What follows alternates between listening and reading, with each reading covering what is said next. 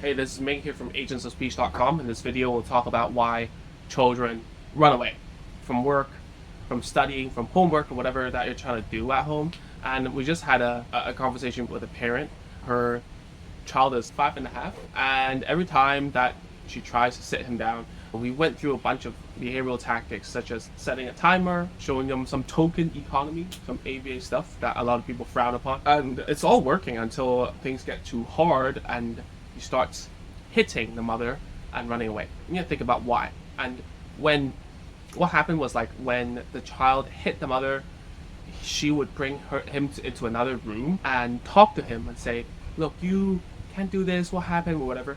Came back out and then still hit the mother again, right? So why is it like that? So we think about it in terms of a behavioral aspect.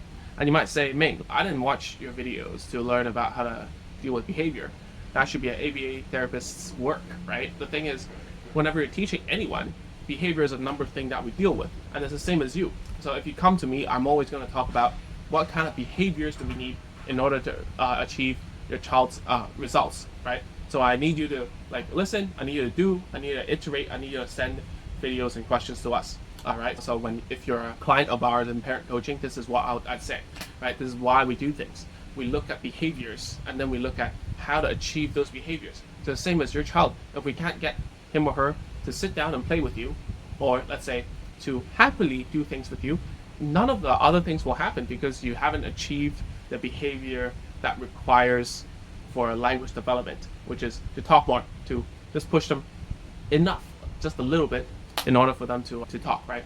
So going back to the story, the reason and analyze why he did it is because when things get hard, his mother, the kid, would do a worksheet and just scribble, and that was bad. So what the mother did was erase everything and stop the timer. So when that happened, it triggered the son to get really angry. So I'm going to talk about this example. It might not be the same as yours, but there are some learning points. Number one, if you set a behavioral condition, or we call it behavioral system, a condition, everyone does it, right? If you do this and then whatever, right? If you do 5 minutes of this, I will give you this, right? So if you break that promise, people tend to get angry. All right. And the second thing is, there wasn't enough clear rules about what was expected of the child, right? So I don't know what you mean by finish. I don't know your definition of done. So you have to define what is done.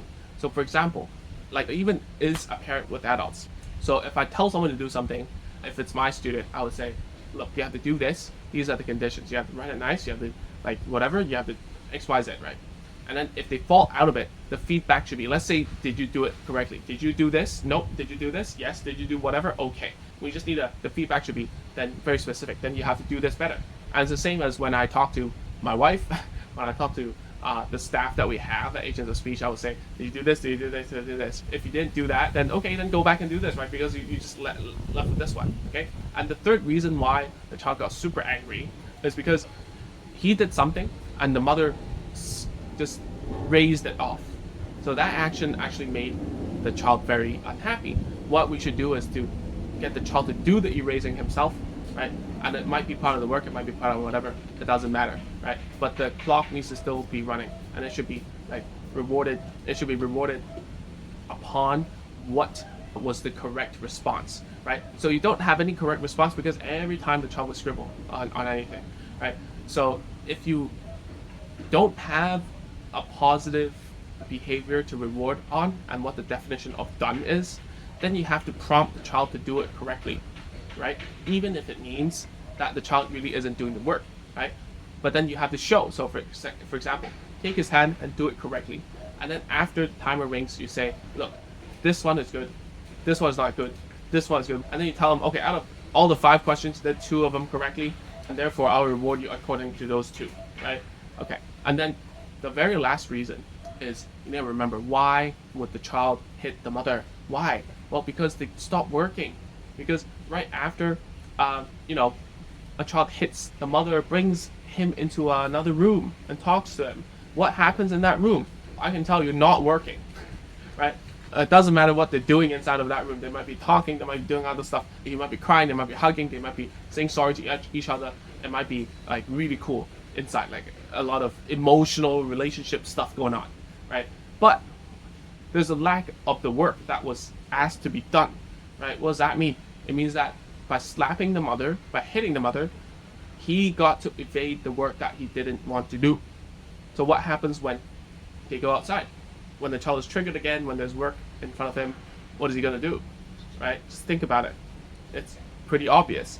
The child's going to slap the mother every day and twice on Thursday just to avoid work, right? So it doesn't matter how much consequence you give the child, because getting scolded versus not working, which one is better, right? So if the hitting does happen, the worst thing you can do is to stop the work, right?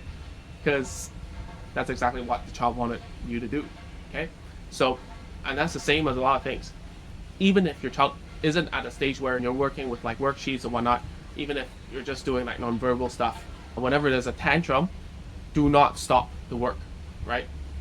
Think about how to help the child finish the work despite the tantrum.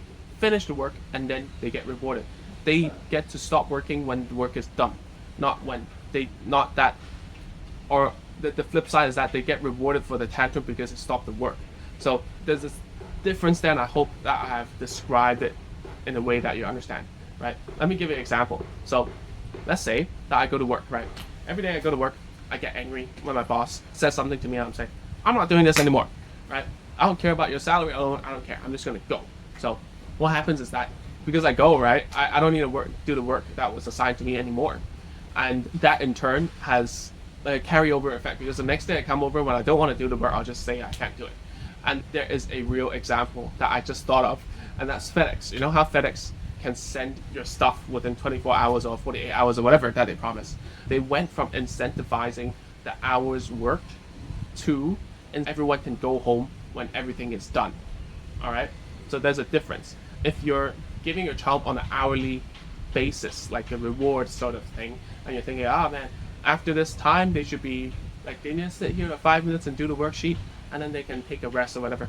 Think about FedEx, right? The reason why they're so efficient, why people are happy at their jobs and they feel like they're doing something okay and not, you rarely hear that from FedEx, is because they are incentivized to finish the work and then they can go home and they get rewarded, and they also get paid when the thing is finished, instead of getting paid by hour, of which the FedEx promise was not achievable, right? But once they changed to that kind of incentive structure, it worked for them. So think about that. What can FedEx teach you about teaching your child something, right? Okay, so reward the finished work, not the work, the hours and duration of work that is done, all right? And then when the child tantrums, don't allow them to stop working.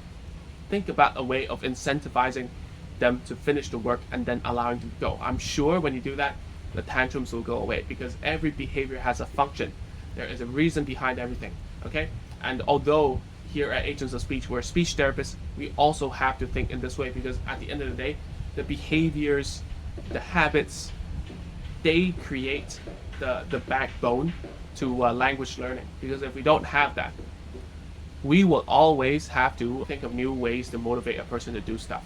A routine, a structure, a clear mindset about how to get children to do our bidding is very important, because we cannot put on a Disney panel every day. We can't go, wow, whatever. We can't throw out the best toys around. Like, we can't go around and buy all the toys we have. And at the end of the day, excuse me for saying, a lot of times that's what happens with the children nowadays. They get pampered so hard and they don't know what it means to do a lot of hard work. And that's further away, like that's more than those children who are on the spectrum or need special attention. I'm talking about all children. So that's what I observed anyways. So if you liked this kind of video and you learned something, I'm sure you'll learn even more in our private community. You can go to www.agentsofspeech.com/course. Go there and check out the courses we have. It teaches you to be the therapist.